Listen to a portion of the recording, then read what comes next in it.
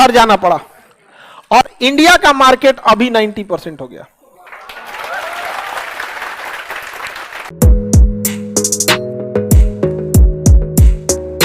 Aircraft वायुयान बनाना अभी हमारे यहां इसकी कोई फैसिलिटी बढ़िया नहीं है। हवाई जहाज में सबसे ज्यादा झमेला का जो चीज है वो उसका इंजन, बॉडी में तो उसके कुछ खास चीजें नहीं रहती हैं सब। हवाई जहाज का सबसे महंगा चीज क्या आता है? इंजन। आपको पता है दुनिया में दो सबसे बड़ी कंपनियां हैं जो वायुयान बनाती हैं, बोइंग और एयरबस। अरे हो गया, ये हो गया इसका इंजन, ये हो गया इंजन, यही मेन कहानी है। बाकी इसमें तो कुछ खास नहीं रहता है, बस एयर कंडीशन लाइट सीट खत्म कर। यहां पर एरोडोम रहता है, रेडोम, यहां रडार लगा रहता है, काम खत्म। सारा काम इस विंग्स का है। इस विंग्स में लगा होता है फ्यूल, इस विंग्स में होता है ब्रेक, इसमें होता है स्पॉइलर, इसमें होता है एलिरॉन, इस सारा चीज इसी में, दाहिने बाएं ऊपर नीचे सभी विंग्स से होते रहता है। इसमें तो आदमी बस बैठल रहता है, बस इस समय का सबसे ज्यादा झमेला क्या होता है? इंजन। ऊपर नीचे ले जाने के ये स्टेबलाइजर होते हैं, यहाँ पे एक तो वर्टिकल स्टेबलाइजर भी होता है, यहाँ पे एक तो बीचों में इसे लगा होता है वर्टिकल स्टेबलाइजर यहाँ पर। तो इंजन में सबसे महंगा मिलता है। दुनिया में इंजन बनाने में सबसे आगे अभी जानते हैं कौन कंपनी है? Airbus, Boeing, Rolls Royce. Car बनाती है जहाज का engine Rolls Royce. Rolls Royce बहुत बेहतरीन इंजन बनाती। इवन बोइंग और एयरबस भी किससे इंजन खरीदते हैं? रोल्स रॉय।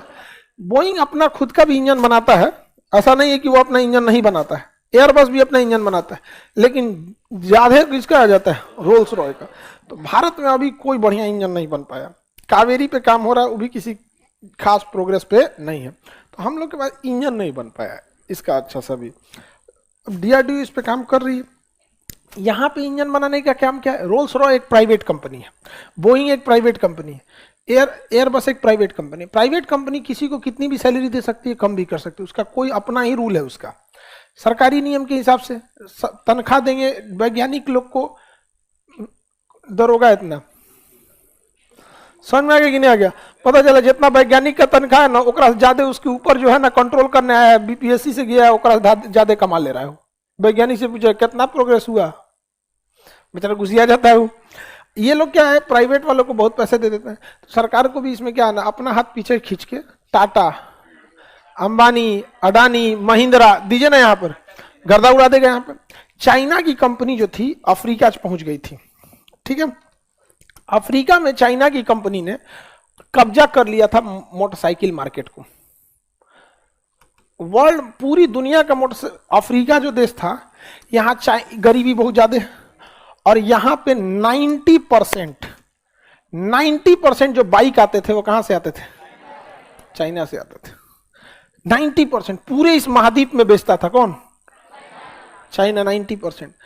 जापान और यूरोप, जापान की कंपनी भी बाइक बनाती थी, कुछ यूरोपीय कंपनी भी, लेकिन बहुत महंगा आते थे। लेकिन चाइनीज मोटरसाइकिल बहुत सस्ता होने की वजह से पूरी 90% अफ्रीका में मोटरसाइकिल कहां से बेची जाए? और 200 कंपनियों के मोटरसाइकिल बिकते थे। चाइना की कितनी कंपनी है? 200। हमारे यहाँ 5-6 मोटरसाइकिल की कंपनी है। एक हीरो है, होंडा है, बजाज है, टीवीएस है, मेनली यही ज्यादा चलता है। सुजुकी भी है, रॉयल एनफील्ड भी है, बुलेट भी है, मतलब 5-7 को फेमस है। यामाहा है, यामाहा जापान की है, ठीक है। बहुत सारी कंपनियां हैं, मतलब आपको यही सर, अपाची गदा टीवीएस की है कंपनी, टीवीएस है ना, बाइक का नाम बता देता है गधा सब। वहां 200 से ज्यादा कंपनियां थी सब। सोचिए किसी महाद्वीप पर कब्जा, आप समझ रहे हैं? भारत नहीं है, महाद्वीप पर कब्जा। अब पूरे महाद्वीप पर किसकी बाइकें बिक रही थी? देखो एक गधा कर रहा है सर, पल्सर, बजाज का आता है तुमसे ज्यादा तो लड़कियां जान रही सब। स्कूटी किसका आता है? सबका आता होगा। बजाज एक्टिवा, हाँ एक्टिवा वही फेमस है। हाँ सही नहीं, लड़की सब लोग के लिए स्कूटी ठीक है। अच्छा स्कूटी देख के लड़की का वो लगता भी है कि लड़की के लिए है, ठीक ठाक रहता है वहां पे, हल्का भी रहता है वहां पे ना, इतना भी हल्का नहीं रहता। सही बात है, हमको लगा था कि हल्का है, देखने में हल्का लगा। एक बार हम गए उठाने के लिए, फिर हम कहे कि बेइज्जती हो गया मेरा उठ में नहीं किया भारी होता है वहां पे तो समझिए। अब प्राइवेट कंपनियों को समझिए, भारत सरकार ने कहा कि भाई इंडिया वाले, क्योंकि ये तो आंकड़ा देना सरकार का काम है, सरकार ने आंकड़ा दे दिया, यहां पर भारतीय कंपनी गई सब कहां पे, अफ्रीका में। चाइनीज मोटरसाइकिल बड़ी जल्दी खराब होता था, और चाइनीज खराब सामान की एक सबसे बड़ी खासियत, बेचने के बाद उसका कोई सर्विस सेंटर नहीं मिलेगा आपको। इंडियन कंपनी गई सब वहां पे, टीवीएस एंट्री मारी, टीवीएस, बजाज, हीरो, समझा गया। आज चाइना का 200 कंपनियों में से महज 12 कंपनी बचे हैं, बाकी को घर जाना पड़ा, और इंडिया का मार्केट अभी 90% हो गया। कब्जा करके बैठ गया, समझ में आ गया कि नहीं गया? क्या ये सरकारी कंपनी कर सकते थे? सरकारी कंपनी कभी नहीं कर सकते, सरकारी कंपनी तो चौपट हो गए सब। इसी प्राइवेटाइजेशन को लाने की जरूरत है, कहां पर, एयरक्राफ्ट। हमारे यहां एयरक्राफ्ट का टेक्नोलॉजी जिस हिसाब से हमारा देश है उस हिसाब से बहुत पीछे। हम लोग एक छोटा सा जहाज बना पाए हैं, डॉर्नियर 800, डॉर्नियर क्लासरूम का जितना चौड़ा ही है ना, इतने आइए, एक से छोटा है, ये में आ जाएगा डॉर्नियर 5 गो। हाँ जी, छोटा जहाज है, उसमें 8-10 गो आदमी बैठता है, डॉर्नियर, रुके दिखाते हैं। अरे प्राइवेटो जेट नहीं है, नेवी वगैरह यूज करती है, नेपाल वोपाल में निगरानी वगैरह के लिए यूज होता है, श्रीलंका वगैरह के लिए दिया गया है। तो हम लोग अभी उसमें कुछ खास नहीं कर चुके। डॉर्नियर एयरक्राफ्ट यही है कोस्ट गार्ड के लिए, तो इंडियन कोस्ट गार्ड अभी इसको यूज कर रही है। तो अभी हम लोग ना, ये कितना आदमी का है, 10-20 आदमी बैठ सकता है, इससे ज्यादा तो नहीं बैठेगा। तो ये एयरक्राफ्ट है, हालांकि ना ये विमान के लिए, निगरानी के लिए बहुत अच्छा है, निगरानी के लिए एक नंबर ये जहाज है।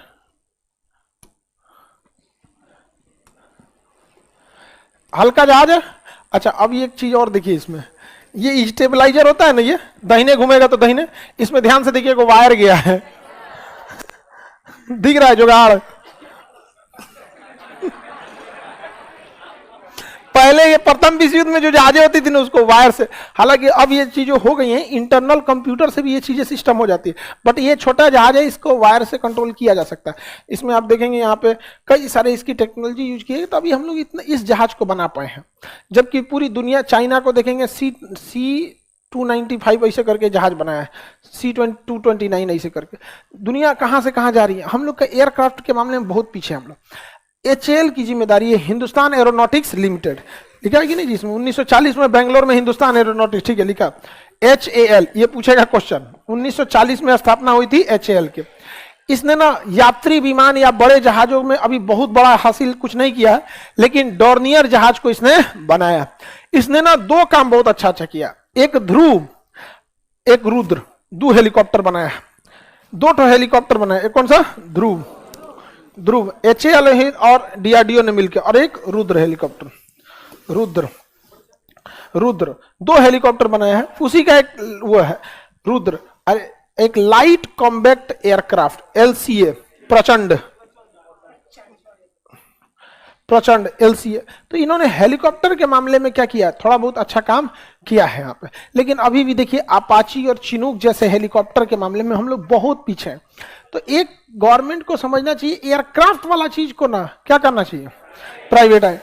फिर प्राइवेट वाले कुछ करेंगे नहीं ना, सीधा क्या करेंगे, सब रोल्स रॉय में जाएगा टाटा का एक आदमी, कितना मिलता है सैलरी, कहेगा 5 करोड़, आ जाओ टाटा में 6 करोड़, हो गया। इंजीनियर को कौन चीज आता है, नाम तो उस पर रोल्स रॉय का रहेगा ना, इंजीनियर का कौन नाम उसमें नाम आने वाला है। बड़े बड़े कंपनी यही ना करते हैं सब। भारत से कंपनी चली गई सेवरलेट गई है कि कौन सी कंपनी, फोर्ड गई है। सेवरलेट तो उसकी गाड़ी का नाम था, कंपनी का नाम था फोर्ड। फोर्ड की गाड़ियों की सबसे अच्छी खासियत थी कि उसका गियर बॉक्स बहुत अच्छा आता है। गियर जो होता है ना, गियर चेंज करने में कभी कभी फंस जाता है, नहीं तो गड़गड़ गड़गड़ करने लगता है। तो जो 4 व्हीलर चलाए हो ना, उनको गियर की एक समस्या बहुत भयानक होती है। तो फोर्ड कंपनी जो थी उसका गियर बॉक्स बहुत अच्छा आता था। अच्छा, उसकी इंजन की क्वालिटी भी बहुत अच्छी रहती थी। फोर्ड कंपनी की कुछ गाड़ियां बहुत अच्छी चली थी।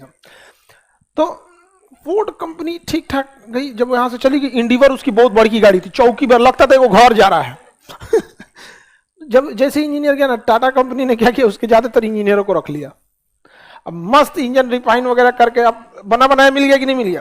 तो प्राइवेट कंपनियों को ये सब चीजों से काफी ज्यादा फायदा होता है। दुनिया में जो भी बड़ी बड़ी एयरक्राफ्ट या जो चीज, कोई सरकारी नहीं है, सबका सब क्या है, प्राइवेट। सरकारी को पता है कि हमारा तुम नौकरी नहीं ले जा सकते हो, करे चाहे नहीं करे। अच्छा, उसको पता भी है कि हमारा तुम प्रमोशन भी ज्यादा नहीं कर सकते हो, जान दे दें तब भी। प्राइवेट में नौटंकी कीजिएगा, अगले दिन मेल आएगा, you are fire from company.